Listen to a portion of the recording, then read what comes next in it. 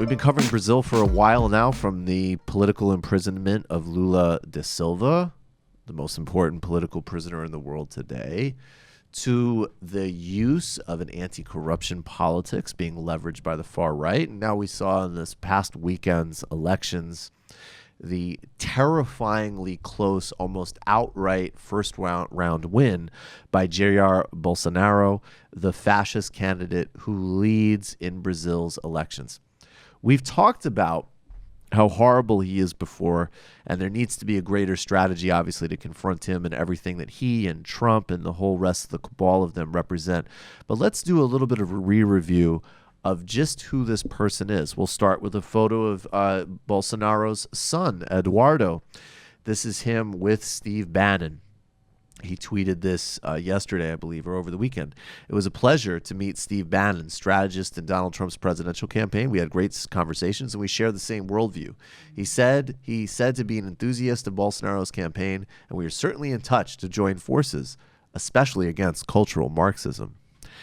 For those of you who question why this show makes an effort to be as global as we do, not only for the rightness of the cause of serious labor politics, social democracy, combating police violence in Brazil just as we do in the United States, and the political imprisonment of a world-renowned labor leader and the greatest president in Brazil's history, we also do it because we recognize, like the fascists recognize, that these are globally synchronized, tightly interconnected events, and that so goes the most powerful nation in Latin America has an implication for us. This is why during the hegemonic reign of the Third Way in the late 1990s and the early aughts, Bill Clinton, Tony Blair, Gerhard Schroeder, and other neoliberal privatizing, jettisoning, New Deal, and social democracy centrists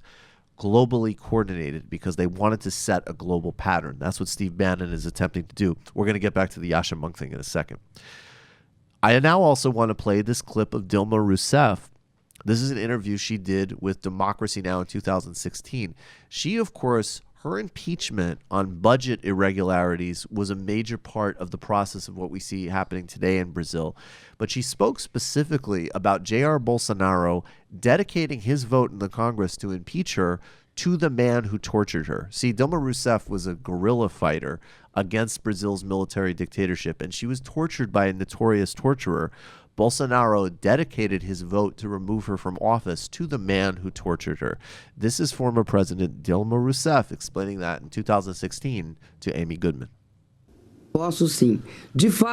Yes, I can indeed. The far right in Brazil, like the far right everywhere, is anti-woman, anti-black, anti-indigenous persons, and it is in favor of ending all oversight. And they struggled for this. They want to end any oversight of labor work situations analogous to slavery that continue to exist in Brazil.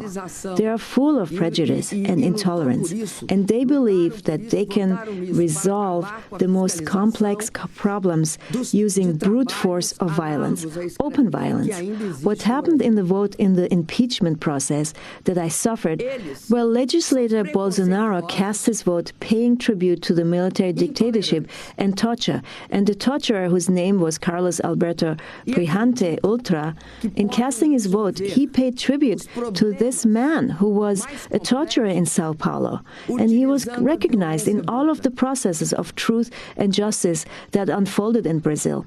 He said the following to pay tribute to someone who brought terror to President Dilma Rousseff, a person who is capable during an impeachment proceeding to justify his vote in this manner is a person who sows hatred. He spreads hatred because he only understands one language. So that was Dilma Rousseff. And as Noam Chomsky recently pointed out after visiting Lula, to Brazil's power structure, imprisoning Lula is not enough. They want to ensure the population, as it prepares to vote, cannot hear from him at all. And they're apparently willing to use any mechanism to accomplish that goal. The irony is, of course, that for years, the Workers' Party governed in a moderate social democratic manner that paid off IMF loans, that was courteous and courting of global capital, not just from the United States, however, also with agreements with China, Iran as well, which certainly would not please the United States, as well as, of course, programs that I always say that significantly reduced poverty and empowered workers, and also did some small steps, though not enough, to protect the Amazon and the global environment, of which Bolsonaro has threatened to overturn those steps as well. The real key question here, though, and one, again, that has implications for all of us, especially if, as an example, somehow Bernie Sanders becomes the Democratic nominee in 2020, is where do we sit with liberals in the global struggle against fascism? There are some on what we call the dum-dum left who are almost welcoming of fascism to expose the hypocrisy of neoliberalism. This is both politically catastrophic, historically illiterate, and morally unhinged. That, however, there's a major division inside liberals that, as Jean Bajelon, contributor to this show and professor at Missouri State University, has noted many times. Do liberals think that Marxism is the threat to democracy, quote-unquote democracy, or the left, or do they understand that fascism is? Are they so attached to elitism, manners, and capitalism that they're willing to jettison everything else in the pursuit of those concerns at the expense of everything else? Brazil's elite is showing that they absolutely are willing to jettison those concerns. And in fact, a guy like Lula would have governed. First of all, he would have won this race. He was leading with a comfortable double-digit lead over Bolsonaro. He would have governed as a great national reconciler. He would have, yes, started to reverse austerity and do things for the poor, but he also would have done good things for the investment environment. They rejected that because of an irrational hatred of him, rooted, I think, no doubt, in class resentments, that somebody who had no education, that somebody who was a metal worker, that somebody who didn't have the elite training was more intelligent and globally recognized and accomplished than they are. Enrique Cardoso, the former president of Brazil, who was an arch neoliberal and friend of the Third Way, has publicly announced that he will not commit to endorsing Haddad over Bolsonaro in the second round of voting, even though Jair Bolsonaro, in one of his greatest hits, in addition to telling a woman legislator that she wasn't attractive enough to rape, to talking about disowning and maybe even beating and whipping children if they were gay, said that the problem with the military dictatorship is that they didn't kill enough people, they tortured too many people. And one of the top people they had to kill was Enrique Cardoso. Now, Cardoso would not even commit to voting against Bolsonaro. This is the sickness of a certain type of liberal elite whose end of the day allegiance is to capital and social standing and not democracy. And it also shows up in delusional, fatuous, false equivalencies.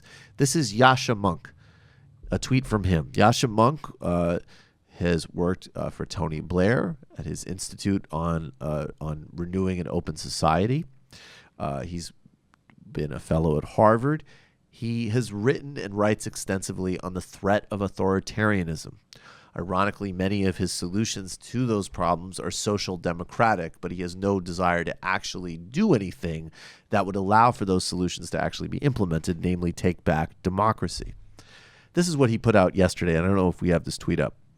For about a decade, Latin America seemed to be turning away from populism and authoritarianism. This trend is now running in reverse. If Bolsonaro wins, leaders with authoritarian leanings will rule two of the continent's most populous and important countries, Brazil and Mexico. That's right.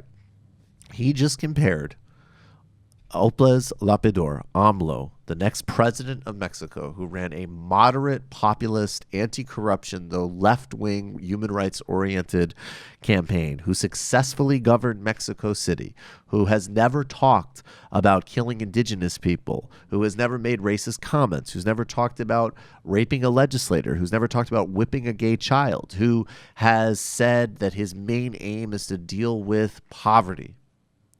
But apparently, Yasha Monk's delusional worldview is willing to equate these things in an insane, misleading, false equivalency. if we are to save democracy in Brazil, and this election, the second round is on the 28th of October, is no doubt going to need a broad, united front, of which the other center-left candidates, Ciro Gomes and others, have already committed to supporting the Workers' Party candidate Haddad in stopping fascism. The centrist party of Cardoso has said that they will remain neutral, although partially there are some strategic calculations behind that. And Enrique Cardoso himself has revealed himself as a total immoral monster of the first order. Those of us on the left need to recognize that our prime enemies are those on the right. Here's another example of this. This is a photo taken of...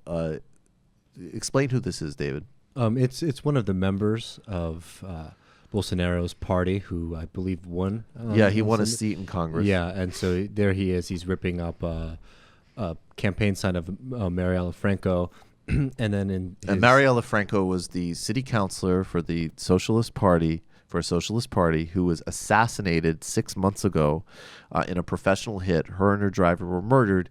Her killers have still not been apprehended. He's tearing up one of her signs. This happened within a couple of days ago. Lula's traveling bus in the spring, before he went to prison in politically trumped up charges, was shot at. So we need to recognize that right now in an emergency situation, defeating fascism is of the first order. There's no coming back from that. There's no second order to that. But we also need to realize that liberals who play any false equivalency now and value their standing over democracy, we can't call them right word or liberal anymore. They're simply polite fascists and fundamentally part of the danger and the problem. And that's what we'll see play out in Brazil over the next couple of weeks as we continue to have solidarity and hope that this election can be pulled out with Fernando Haddad defeating Jair Bolsonaro. And a broad, vague anti-corruption politics will never lead us where we need to go.